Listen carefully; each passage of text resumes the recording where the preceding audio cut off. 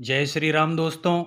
मैं कल्याण भगत स्वागत करता हूं आपका अम्बे कल्याण चैनल पर।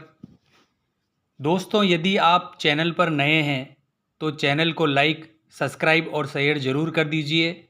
साथ ही जो बेल आइकन का बटन है उसे प्रेस कर दीजिए ताकि आने वाली सभी वीडियो का नोटिफिकेशन आपको मिलता रहे।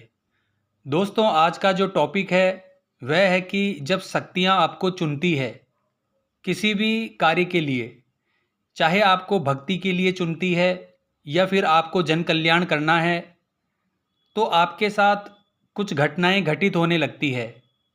आपको कुछ चीज़ों का आभास होने लगता है, उनका अनुभव होने लगता है।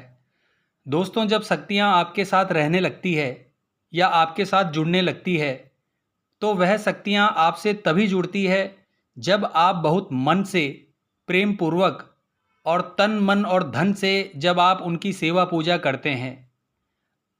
आपके जो इष्ट देवता या देवी पर जो विश्वास होता है वह दृढ़ विश्वास होता है और वह देवी देवता आपके अटल विश्वास और भक्ति से आपके ऊपर प्रसन्न होते हैं और आपको शक्तियाँ प्रदान करते हैं।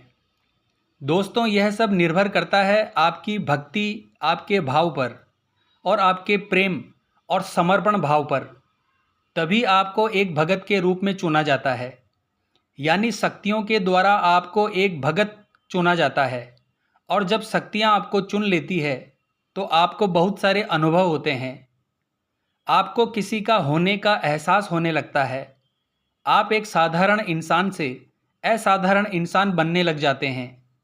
आपका जीवन बदलना शुरू हो जाता है। आपका स्वभाव बदलना शुरू हो जाता है।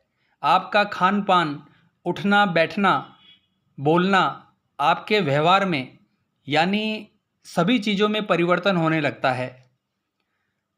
आपका पूजा पाठ में देवी देवता में इतना लगाव बढ़ जाता है, इतना प्रेम उनसे आपको हो जाता है जितना प्रेम आपको किसी भी व्यक्ति से नहीं होता।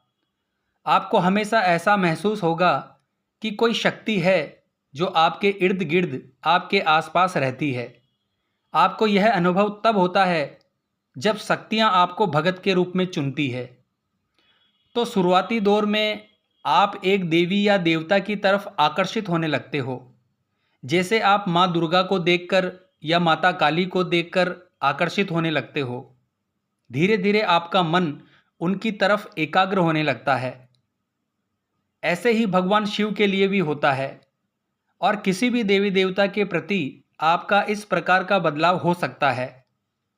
आपको ऐसा लगेगा कि मैं सिर्फ उनकी ही पूजा करूंगा, इनके पास ही बैठा रहूंगा, बस उनकी ही सेवा करता रहूं। इतना लगाव आपका बढ़ जाता है उनकी तरफ। अगर इस प्रकार की चीज़ आपके साथ हो रही है तो समझ लेना दोस्तों, शक्तियों ने आपको चुना है। और दोस्तों, जब आपका लगाव बढ़ने लगता है, आप उनकी तरफ आकर्षित होने लगते हो, धीरे धीरे उनको जानने का आपका मन करता है। उनके अस्त्र शस्त्रों को देखना, उनके वस्त्रों को देखना, उनके गुणों को देखना, इन सभी चीज़ों से आप बहुत ज़्यादा प्रभावित होने लगते हैं। आपको वह पसंद आने लगते हैं। आप उनके प्रति इतने आकर्षित हो जाते हो कि आप यह जानना चाहते हो कि उनका भोग क्या है, उनकी सेवा पूजा किस प्रकार से की जाती है, ताकि वह आपसे प्रसन्न हो जाएं। इतनी बारीकी से आप उनके बारे में जानने लगते हो। और जब आप उनको इतनी बारीकी से जानने की कोशिश करते हो तो वह देवी देवता या शक्तियाँ भी आपको अपनी तरफ आकर्षित करती है। जब आप उनकी तरफ एक कदम बढ़ाते हो तो वह आपकी तरफ दो कदम बढ़ाते हैं। तो दोस्तों, यह सब होता है जब शक्तियाँ खुद आपको चुनती है। अगला संकेत है दोस्तों, जब आप और गहराई में जाते हो तो जिस भी देवी देवता की आप पूजा करते हो, उनके मंदिरों में जाना आप शुरू कर देते हो, उनके भजन सुनना शुरू कर देते हो, उनके बारे में बातें करना शुरू कर देते हो, उनकी लीला का गुणगान करना शुरू कर देते हो। भजन सुनने में आपको आनंद आने लगता है, आपका नाचने का मन करता है, धीरे धीरे भक्ति का नशा चढ़ने लगता है। तो यह सभी चीज़ दोस्तों शक्तियों के आकर्षण की वजह से होती है, क्योंकि शक्तियाँ आपको चुन चुकी है। अगला संकेत है दोस्तों, जब बहुत ज़्यादा आप पूजा पाठ करते हैं तो आपका पूजा पाठ में मन लगने लगता है, आपका मन ही नहीं हटता पूजा पाठ से, आपका साधना करने का मन करता है, आपको ऐसा लगता है कि मैं पूजा पाठ करता रहूं। यही एक मार्ग है जिससे मैं अपने इष्ट देव के दर्शन कर सकता हूँ, माँ काली के दर्शन कर सकता हूँ, भगवान शिव के दर्शन कर सकता हूँ, या आपके जो भी इष्ट देव हैं उनके दर्शन कर सकता हूँ। और धीरे धीरे आप इसके लिए साधना करना शुरू कर देते हैं, मंत्र जाप करना शुरू कर देते हैं और ध्यान करने लगते हैं, व्रत करने लगते हैं, यानी अपने तपोबल, अपनी तपस्या को बढ़ाने लगते हैं, तीर्थ स्थानों पर जाने लगते हैं, पवित्र नदियों में स्नान आप करने लगते हैं।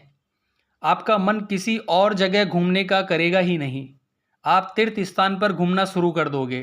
तो दोस्तों यह तभी होता है जब शक्तियाँ आपको खुद चुनती है कि आप उनसे जुड़ें और उनके बारे में जानें।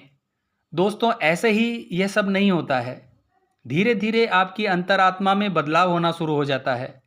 आप किसी को दुखी नहीं देख पाते, चाहे वह किसी भी प्रकार का प्राणी हो, जीव जंतु हो, आप उनके लिए प्रयास करते हो, उनकी मदद करते हो।